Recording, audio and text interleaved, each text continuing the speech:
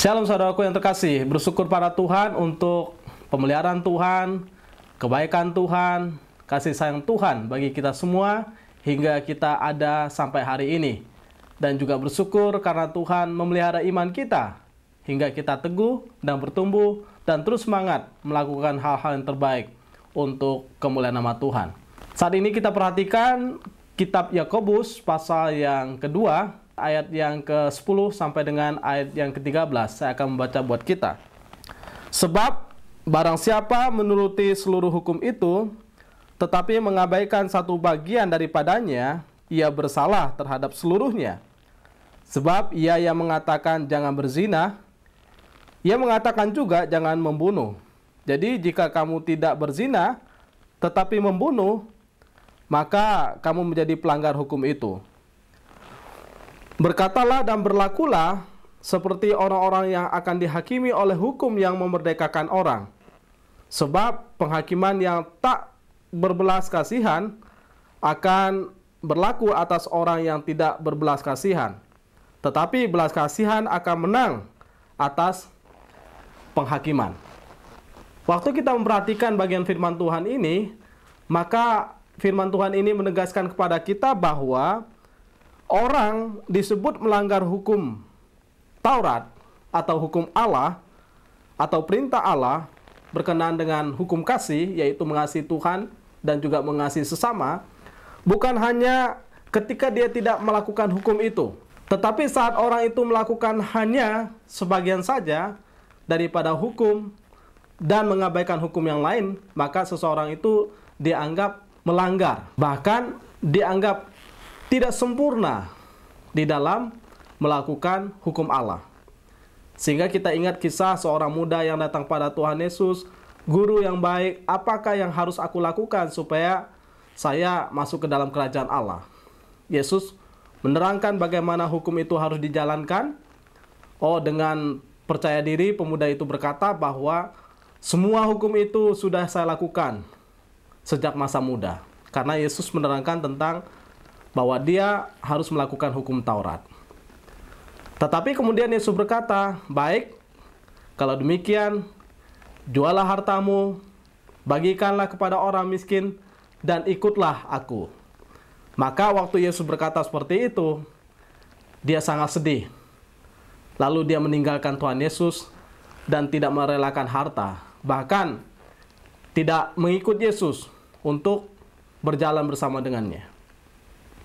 Jadi dalam bagian ini kita melihat bahwa waktu hukum itu dibuka secara terang benderang, bukan hanya bicara tentang teori, tapi bicara tentang bagaimana perbuatan, praktika, hari pas hari, maka bisa terbuka kok, apakah sungguh seseorang itu mengerjakan hukum Tuhan, atau hanya sekedar teori saja. Karena kalau teori, semua orang pasti jago dalam teori. Tapi bagaimana kemudian teori itu dikerjakan dalam suatu tindakan yang nyata, yang berdampak pada diri, berdampak pada orang, dan juga menyatakan hormat kemuliaan bagi nama Tuhan, atau menyenangkan hati Tuhan. Sehingga ada seorang ibu yang berkata, "Pak, ketika saya dengar firman, saya segera pulang di rumah, saya mengerjakannya, melakukannya. Bahkan saya praktek terhadap orang-orang yang bersama dengan saya." Nah, ini menarik, bahwa firman Tuhan itu bukan hanya bicara tentang bagaimana apa yang harus dilakukan, tapi bagaimana kemudian dia melakukannya. Jadi kita tahu segalanya, tapi doing nothing ya tidak ada faedahnya. Jadi semuanya itu ya sesuatu yang nothing pada akhirnya. Maka seseorang pun dikatakan sebagai seorang pelanggar hukum Taurat bukan karena dia tidak melakukan, tetapi dia melakukan separuh atau tidak melakukan yang satunya, dia dianggap sebagai orang yang bersalah. Karena hukum Tuhan itu tidak boleh, saya pilih, saya cuma mau melakukan ini, tapi nggak mau melakukan itu. Saya pilih misalnya, jangan mencuri, tapi kemudian saya membunuh. Saya pilih, jangan membunuh, kemudian saya berzina. Atau saya mengingini harta orang lain, kita menghindari hal yang lain, tapi melakukan sesuatu yang tidak berkenan di hadapan Tuhan. Nah, sehingga hukum itu seperti yang dikatakan di awal, bahwa ibadah itu ya harus diamalkan dengan beriman kepada Tuhan dan berbuat baik terhadap sesama kita. Jadi iman tidak dijalankan dengan membeda-bedakan orang-orang yang Tuhan hadirkan di tengah-tengah kita. Kenapa? Karena memang hukum Allah itu dapat kita katakan bahwa hukum satu paket. Ya, kalau kita mengasihi Tuhan, berarti kita mengasihi sesama. Nggak bisa kita katakan, oh saya cuma mengasihi Tuhan, saya tidak mengasihi sesama. Saya datang ke gereja hanya untuk bertemu dengan Tuhan, tapi tidak bersekutu dengan sesama. Nah, dalam bagian ini, ya kita diingatkan bahwa hukum itu satu paket. Kalau kita berkata kita mengasihi Tuhan, ya kita siap harus mengasihi sesama. Karena itu perintahnya. Yaitu hukum pertama dan utama adalah mengasihi Tuhan dengan segenap hati, mengasihi Tuhan dengan segenap jiwa, akal budi, kekuatan. Tapi hukum yang sama, yang tidak terpisahkan, yang melekat, yang sama dengan itu, artinya nggak terpisahkan. Ini bagaikan dua mata uang. Yang kalau satunya nggak ada artinya.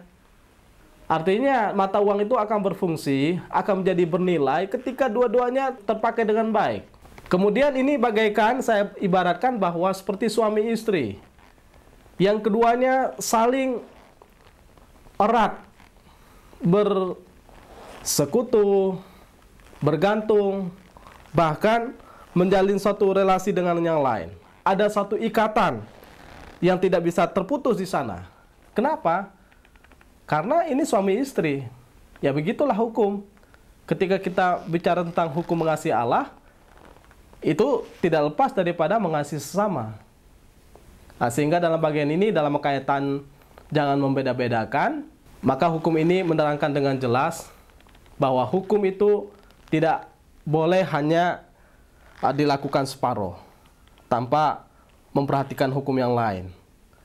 Karena kalau orang itu hanya melakukan separuh, mengabaikan yang lain, dikatakan ia bersalah terhadap seluruhnya. Artinya apa? Yang kita lakukan gugur, sia-sia. Artinya apa? Yang kita lakukan hanya nothing. Karena apa? Karena kita hanya memilih yang kita suka dari hukum itu.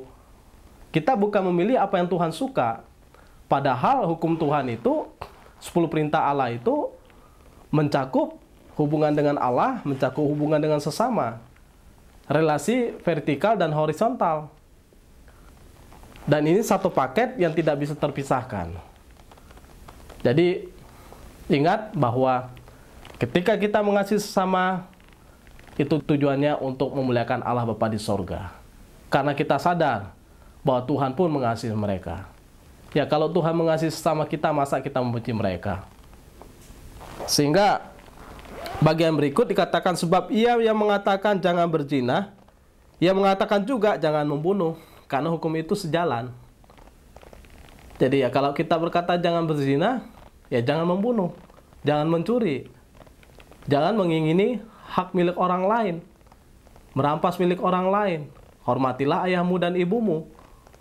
Jadi hukum-hukum ini harus kita kerjakan dalam kehidupan kita, sehingga tidak bisa kita pilah-pilah, maksudnya berdasarkan kesukaan hati kita saja.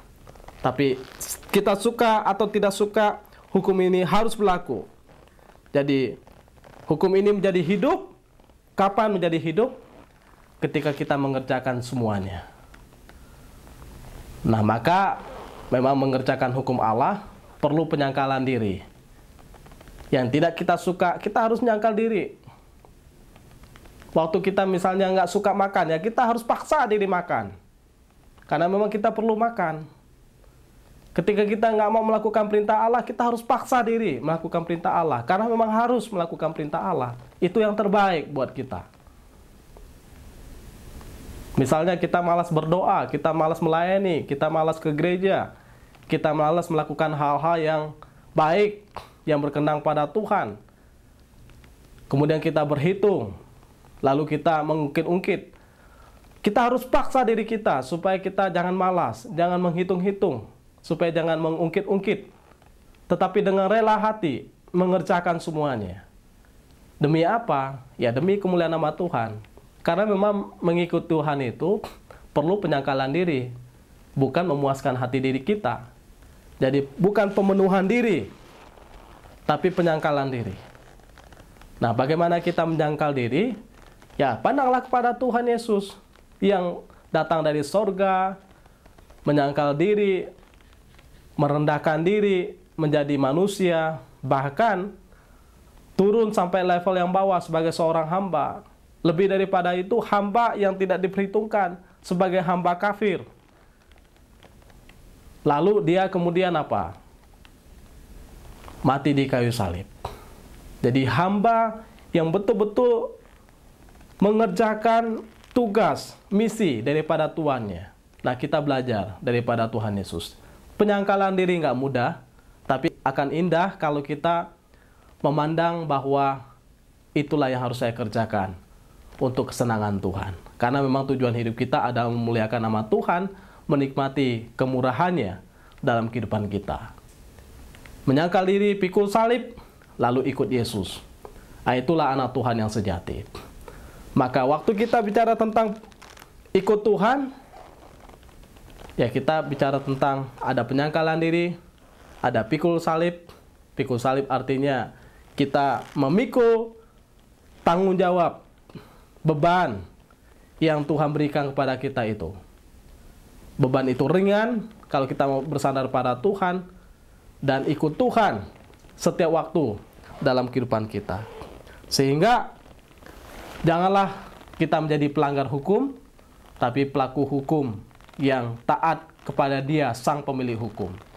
Sehingga saya senang dengan apa yang Tuhan Yesus katakan ketika Tuhan Yesus berkata, "Akulah jalan, akulah kebenaran, akulah kehidupan." Kenapa Yesus bisa berkata seperti itu? Ya, memang karena Dialah jalannya.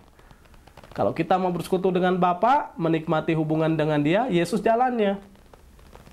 Kalau kita merasa tidak sanggup untuk melakukan tugas tanggung jawab kita, Tuhan Yesus akan menolong kita. Dialah jalannya. Beban kita terlalu berat, Tuhanlah jalannya. Jalan penyelesaian daripada segala beban berat kita. Bahkan Yesus berkata, "Akulah kebenaran." Kenapa dia berkata akulah kebenaran? Memang kalau kita melakukan kebenaran berdasarkan kekuatan kita, termasuk melakukan hukum Taurat itu, 10 perintah Allah, yang kemudian dijabarkan dalam 613 butir, memang nggak sanggup dengan kekuatan kita. Tapi ketika kita bersandar dengan kekuatan Tuhan, bersandar dengan anugerahnya, kita disanggupkan. Karena Dialah kebenaran. Kebenaran yang di dalam Yesus bukan kebenaran yang tertulis lagi dalam hukum Taurat, tapi dihidupkan oleh Dia, Sang Penguasa daripada segala hukum, termasuk hukum Taurat. Jadi hukum yang sekarang yang kita hidupi adalah bukan hanya sekedar hukum yang tertulis dalam kitab Taurat, tapi yang dihidupkan dalam satu pribadi, yaitu Tuhan Yesus Kristus. Sehingga hukum itu bukan terdapat pada buku atau kitab, tapi terdapat pada pribadi. Nah, sehingga kita mengikuti Dia. Sehingga kita meneladani Dia, melakukan hal-hal yang benar sesuai dengan perintahnya. Itulah tugas tanggung jawab kita dalam kehidupan kita hari lepas hari.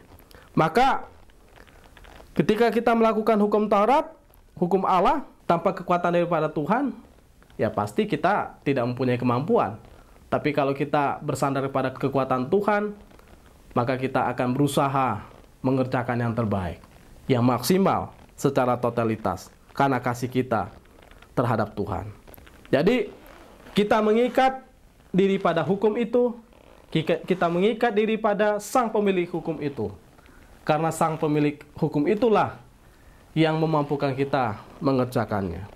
Nah, dalam bagian ini juga dikatakan bahwa berkatalah dan berlakulah seperti orang-orang yang akan dihakimi oleh hukum yang memerdekakan orang.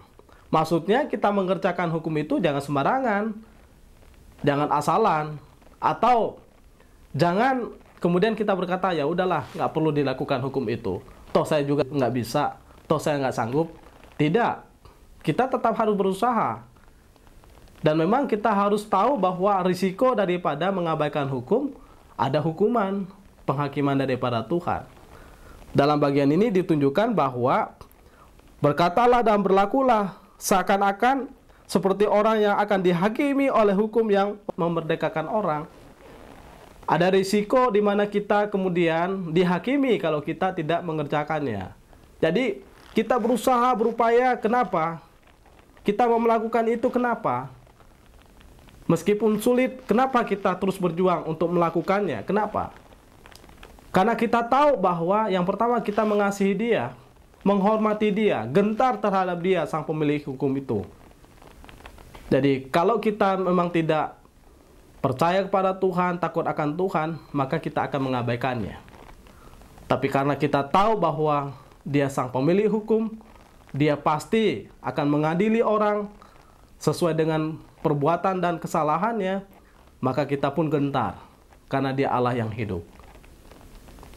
Dan disinilah letak perbedaan antara orang yang sungguh beriman dengan tidak beriman, orang yang sungguh percaya pada Tuhan dengan tidak percaya pada Tuhan, atau orang yang takut akan Tuhan dan tidak takut akan Tuhan. Kalau orang yang takut akan Tuhan, ketika dia melakukan hukum itu, kemudian dia gagal, dia rasa bersalah, dia rasa berdosa, dia minta ampun datang pada Tuhan. Dan dia mau belajar untuk melakukan hukum itu secara taat dan benar. Jadi dia tidak membenarkan dosanya. Dia datang pada Tuhan minta ampun, supaya Tuhan memberi anugerah, memberi pengampunan, dan memampukan dia untuk menjalani hidup secara benar di hadapan Tuhan dan sesama, menjadi berkat. Dan berikutnya adalah bagaimana seseorang marah pada diri. Kenapa? Kenapa sih saya jatuh dalam dosa ini?